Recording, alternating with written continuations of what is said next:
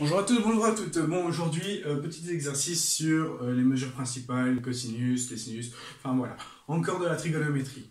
D'accord, bon, cosinus de 330 degrés. On a vu que lorsqu'on avait un angle qui était supérieur ou inférieur entre moins 80 et 180 degrés, d'accord, quand c'était plus grand ou plus petit, on pouvait trouver une mesure principale, d'accord. Et c'est tout simplement ce qu'on va essayer de faire ici. On va représenter 330 degrés sur notre cercle trigonométrique. Sur notre cercle trigonométrique, on a donc 180, 270, 360, et du coup, 330 degrés, il est là. 330 degrés, c'est 360 moins 30 degrés. Et donc on obtient quoi? On obtient que le cosinus de 330 degrés, c'est tout simplement le cosinus de 360 degrés moins 30 degrés. D'accord? Du coup, ça nous donne le cosinus, et donc de 360, bah, il tombe, et donc ça me fait cosinus de moins 30 degrés. Hein, on est d'accord, c'est la mesure principale. La mesure principale de... En fait, la mesure principale, on peut la représenter sous une équation tout simplement en disant que donc un angle, il est toujours défini par θ plus 360, d'accord, et donc degrés fois k.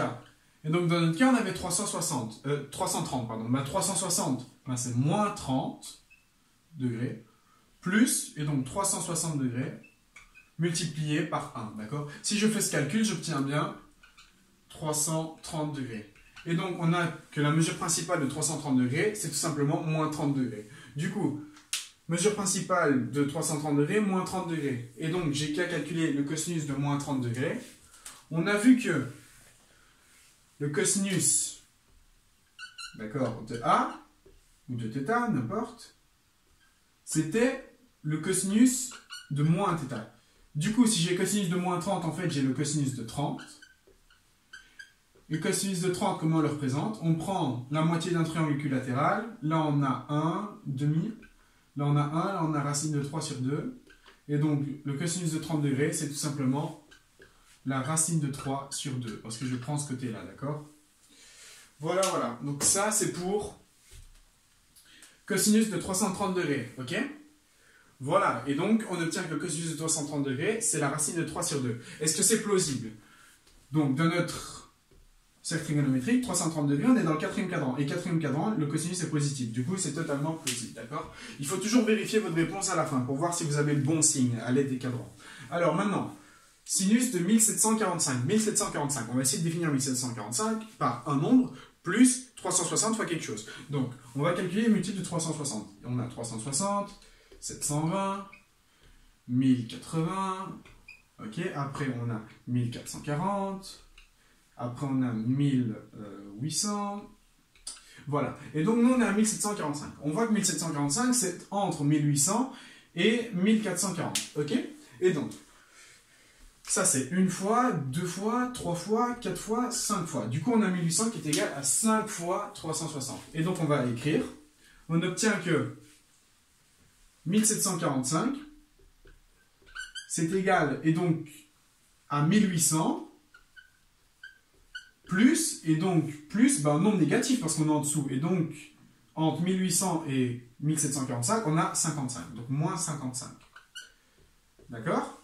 Et donc, on a que 1745, c'est égal, et donc, on va remettre sous la forme de tout à l'heure, c'est moins 55 degrés, plus, et donc, 360 degrés, multiplié par 5, d'accord? 1800, c'est 360 degrés multiplié par 5.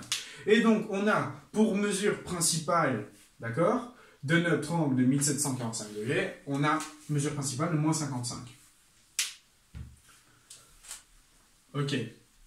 Donc, mesure principale, on va avoir que le sinus de 1745 degrés, c'est le sinus de moins 55 degrés. C'est ce qu'on vient de faire.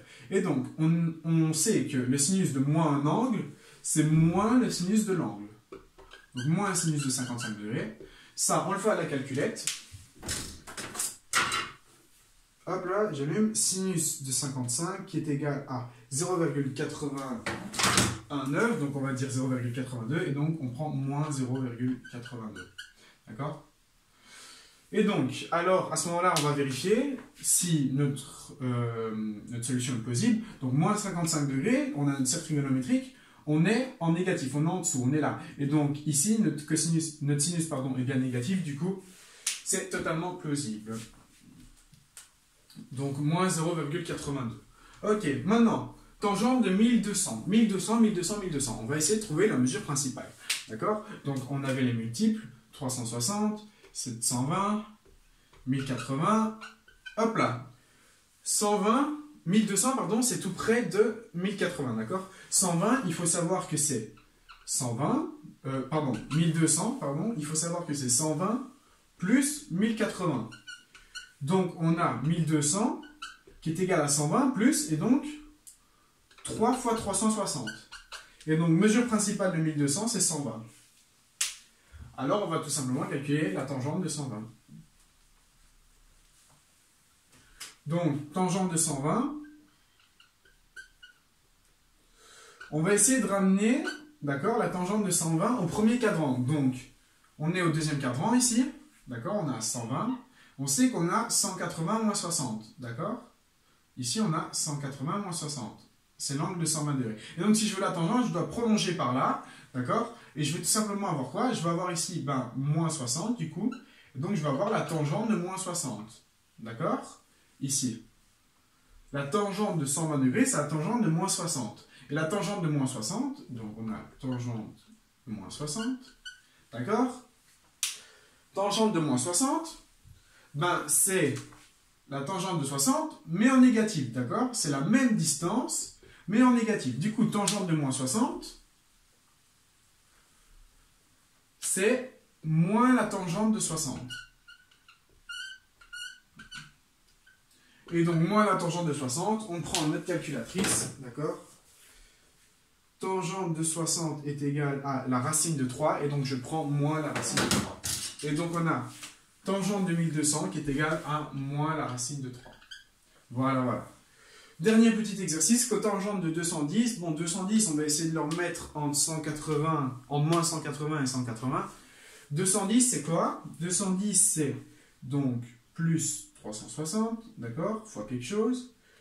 Ici, à mon avis, ça va être fois 1, d'accord. Et donc, quelle est la différence entre 210 et 360? C'est 150. Du coup, 210, c'est moins 150, d'accord, plus 360. Ok? Si vous faites le calcul, vous obtenez bien 210. Et donc, on a comme mesure principale de 210, moins 150. Et donc, j'ai que la cotangente de 210, c'est la cotangente, ok, de moins 150.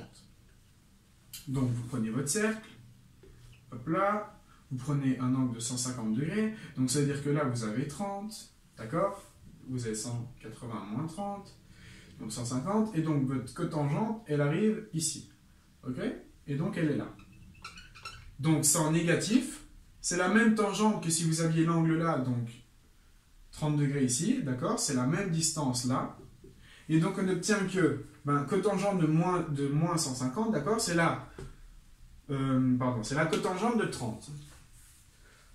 Et donc, cotangente de moins 150 est égale à moins la cotangente de 30, pardon, parce que si vous êtes ici, là vous êtes en négatif, là vous êtes en positif. Du coup, si vous prenez le positif, il faut revenir en négatif, d'accord? Pour moins 150 degrés. Ah non, même pas, qu'est-ce que je fais moi? Pardon. Moins 150 degrés, c'est dans l'autre sens. Donc c'est moins 150 dans ce sens-ci. Et donc, on a moins 150. Du coup, là, on a 30 degrés. Pour avoir la cotangente, il suffit de prolonger. Et dans tous les cas, on revient quand même à cotangente de 30 degrés.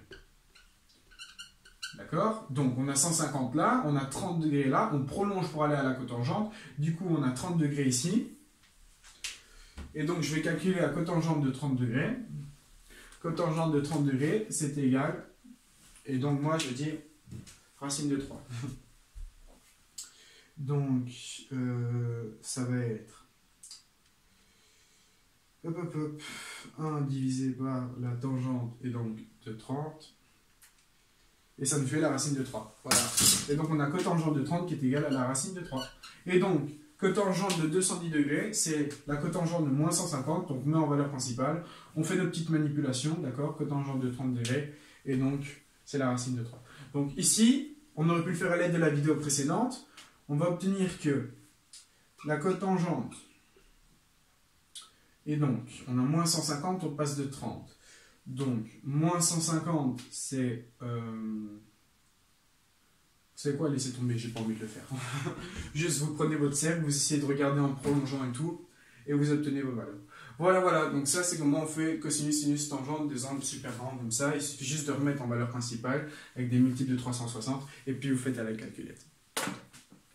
Je vous remercie de votre attention, et dans la prochaine vidéo, on va apprendre à comment calculer des cosinus et des sinus à la base de ce qu'on a déjà. Ok, je vais vous montrer.